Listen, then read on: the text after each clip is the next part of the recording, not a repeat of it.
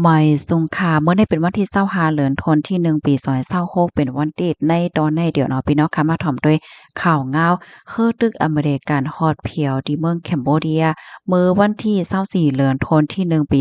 2026ค่ะอยู่ที่ห้องการข่าวแคนเบเดียเลยออกมาเปิ้นเผาลาดว่าคือตึกของตับซึกคืออเมริกันอันต่างก้นมาหมอก1ปากก้อนนั่นในไลฮอดถึงมาดีนานำแคนเบเดียเหี่ยวก็กึดดีตาเฮอเหลียมเป็นข้าวตั้งหาวันตั้งแต่วันที่24ถึงวันที่28เดือนธันวาคมปี2026ในค่ะ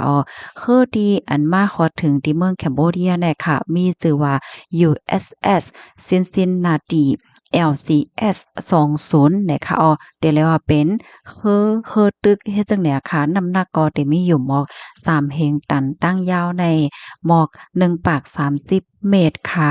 จ้างเป็นตีกึดของเฮลิคอปเตอร์ไล่เนี่ยค่ะได้เลยว่าเป็นฮือตึกนอกเมืองลำอ่อนตั้งสุดที่อันมากึดที่ในเมืองแคนเบเดียตอนตาปี2026ในว่าจั่งไหนค่ะ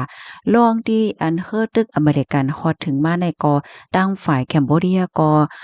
ข่มโจมรับตอนโดยลองอบอุ่นเฮ็ดจั่งใดนั้นค่ะน่ะเนาะเมื่อพ้องที่อันคือ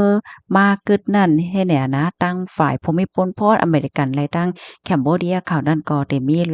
ฝึก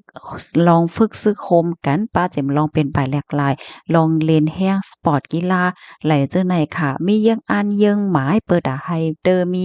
ลองปองใจเข้าใจลองจำใจกันลองร่วมมือกันหลายปาหลายฝ่ายเจั่งใดว่าเฮ็ดให้ค่ะแคนเบเดียและดั้งอเมริกันนั่นค่ะแต่เลยว่า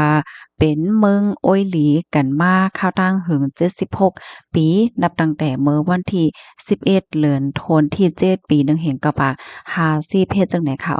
ข้าวต้าน70ปีปลายเมื่อป่นมานั่นค่ะ2เมืองเนี่ยก็เลยมีลองโคมมือกันหลายลองค่ะเนาะว่าได้เป็นลองฝึกซึกคมกันลองสู่ใจกันลองจอยเทียมกันไหลเจิ้นได้ว่าแหน่ค่ะคือของตรับซึกคืออเมริกันได้ค่ะไหล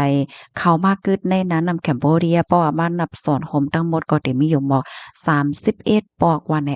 ข้อมูลตอนในค่ะเลยปึงอิงออกมาที่ห้องการข่าวอมรินทร์ทีวีออกไว้ในค่ะแล้วก็เป็นข่าวเงาที่ในเมืองแคมโบเดียเนี่ยค่ะตอนได้ก็มีข่าวโหเหลียวก้วยเนี่ยค่ะกำในค่ะได้ย้อนมาอ่านตาหันถึงพี่น้องเฮาเนี่ยค่ะ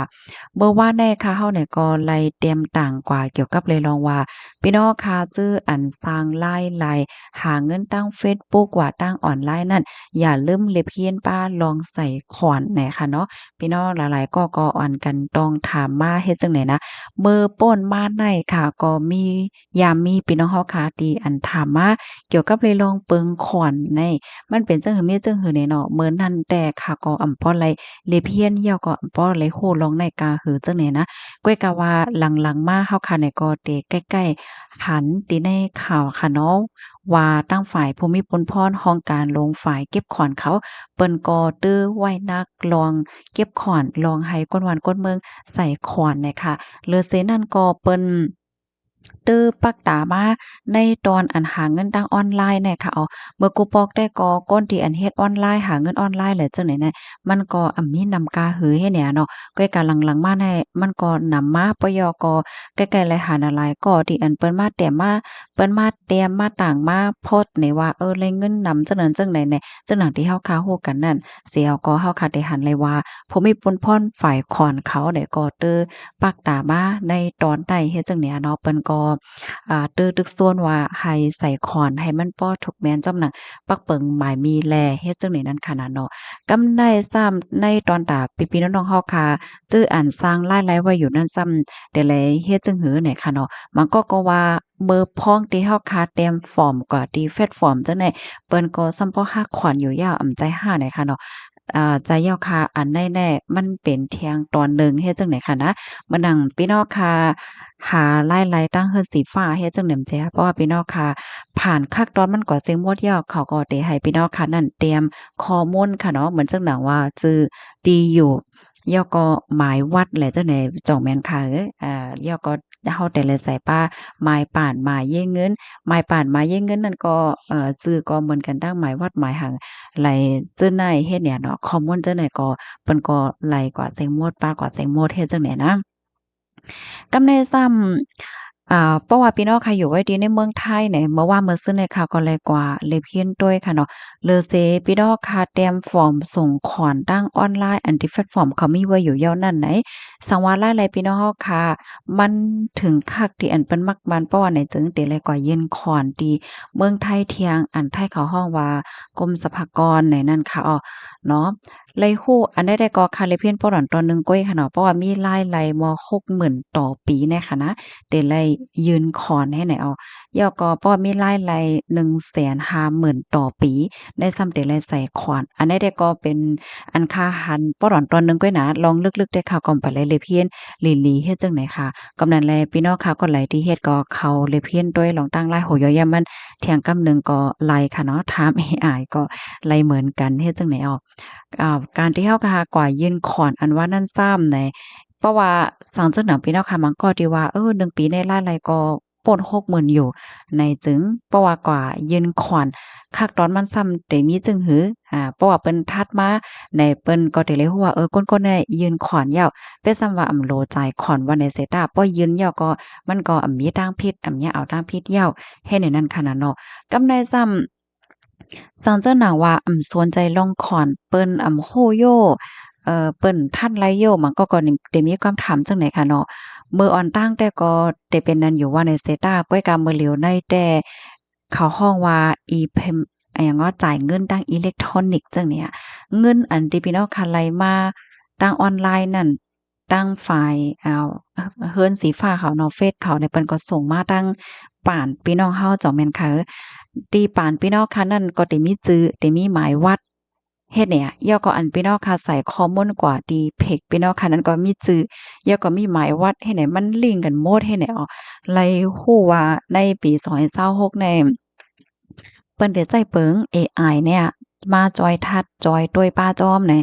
มื้อเลียวฮักค่ะก็ได้หันเที่ยงว่าตั้งฝ่ายป่านเขาได้เตื้อทัดว่าก้นก็ได้มีเงินเข้าในและเงินเข้าลูกดีแลมาพ้องเป็นเงินในเมืองเงินนอกเมืองย่อก็โอนเข้า1วันกะเหิอในตั้งบ้านเขาก็เตื้อมีลองทาดเฮ็ดในนั้นขนาดเนาะอันนี้ก็เอามาฟังนี่เป็นพี่น้องค่ะก้อยย่อก็เมื่อว่าเมื่อซื้อในข่าวก็ถามด้วยเอไอค่ะเนาะว่าเพราะว่าเป็นแห่งการรู้สอนจังหนังว่าเฮ็ดจังได๋ซำใดเลยใส่ขวัญอยู่ค่ะเอไอได้ก็ว่าว่าได้เป็นก้นยานเมืองว่าก้นแห่งการว่าพี่น้องคนไทยว่าได้เลยใส่ขวัญเหมือนกันหมดเฮ็ดไหนเนี่ยค่ะว่าแน่ลองตั้งไลน์โหย่อยยามมันแต่ก็พี่น้องเฮาค่ะกว่า เลยเพี้ยนด้วยเทียงกำหนึ่งค่ะไรดอกก็อย่าไปตกใจแห้งหนังเก่าในค่ะเนาะจำหนังที่อันแลหันข่าวเงาหันเปิ้นมาฟังเติ้นถึงปันกันเลยค่ะก็เอาขึ้นมาสืบเปิ้นแผ่ปันพี่น้องค่ะก้อยเนี่ยค่ะเมื่อเลียวในตรงวงพี่น้องไทยเขาเลยเจ้าไหนเปิ้นก็มาฟังกันไว้นำอยู่หนังเก่าค่ะเกี่ยวกับเลยลองการใส่ขอนในจังไหน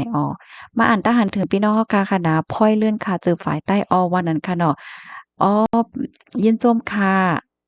ตีปันตาหันถึงมาหน่อยเนาะ มาแทงทหารถึงอันหนึ่งค่ะปีเฮาคาเตียมาลีทอมอยู่สังข่าวว่ามารใต้กะเหล็งล่าโหในซื่อๆก็ได้ปองใจง่ายเสิว่าก้นเมืองคมตุ่มอำห้างเนี่ยค่ะเนาะค่ะอันนี้ก็เป็นทหารถึงพี่น้องค่ะหลายๆก็ยามปันมาเนาะก้อยกาว่า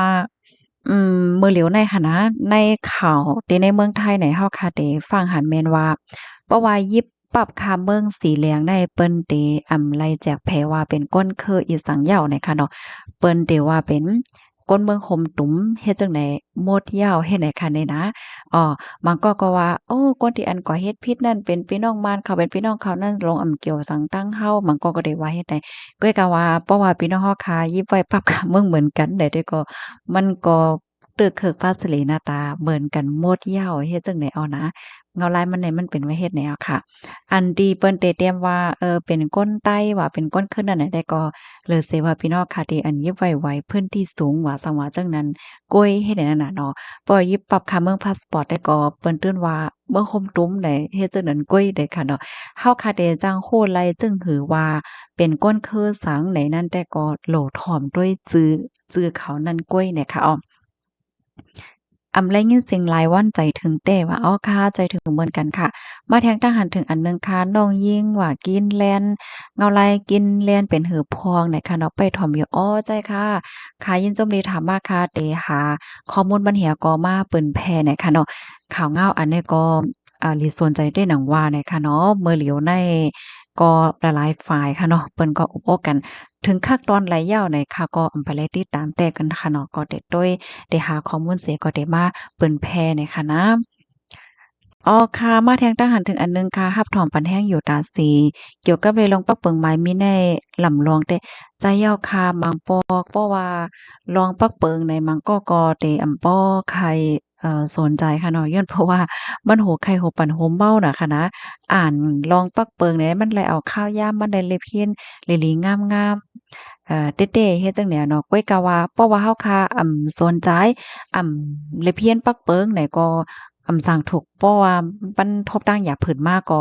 มันก็หยาบนั่นค่ะเนาะมันไว้รอดไหลเฮ็ดให้ออกกำนั่นแหละการที่เฮาคาเปิดใจเลเพยนลองปักเปิงเนี่ยก็หลีเหลือเสเปิ้นยาวในคณะเหมือนจังหนังเมื่อไกลที่เฮาคาไล่ลาดกว่าเกี่ยวกับเลยลองขวัญอันนี้ก็มันเป็นปักเปิงค่ะเนาะมืออ่อนตั้งแต่ก็เปิ้นเต็มป้อปักใจกะเหอก้อยกะว่ามือเหลียวในอันที่เปิ้นทัดโกสำเสนเปิงได้เปิ้นคัดใจเอาเอไอเทคโนโลยีและจังไหน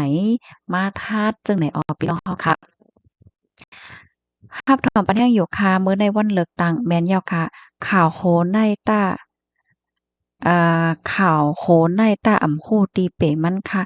อ๋ออันปีเฮาค่ะปันตาหันถึงมามันเป็นข่าวนั่งจึ้งค่ะเนาะนั่งจึ้งเล่าเนี่ยค่ะนะ